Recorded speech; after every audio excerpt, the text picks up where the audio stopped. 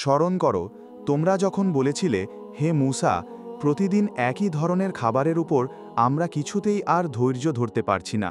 তুমি তোমার মালিকের কাছে বলো, তিনি যেন আমাদের জন্য কিছু ভূমিজাত দ্রব্য, তরিতরকারি, পেঁয়াজ, রসুন, ভুট্টা, ডালের ব্যবস্থা করেন, যা ভূমি উৎপাদন করে।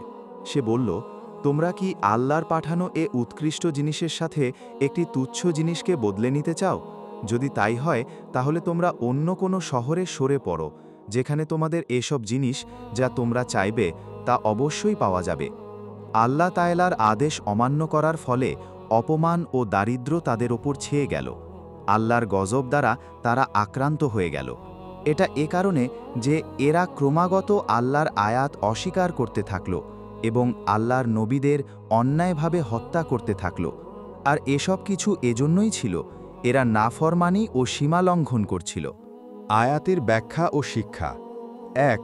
অকৃতজ্ঞতা ও নাফরমানি। আল্লাহ তাদের আসমানি খাবার দান করেছিলেন, যা ছিল বরকতময়, বিশুদ্ধ ও কোনো কষ্ট ছাড়াই প্রাপ্ত। কিন্তু তারা সেই নিয়ামতের কদর না করে নিকৃষ্ট পার্থিব খাদ্য দাবি করল।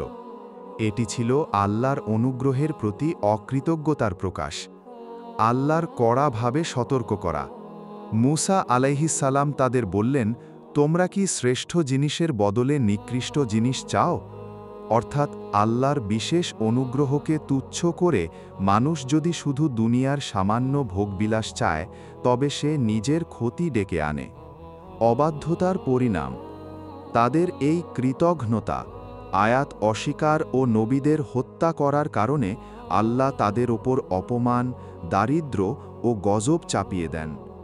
তারা এক সময়ের সম্মানিত জাতি থেকে পরিণত হয় পরাজিত, অপমানিত ও দারিদ্র্য পীড়িত জাতি।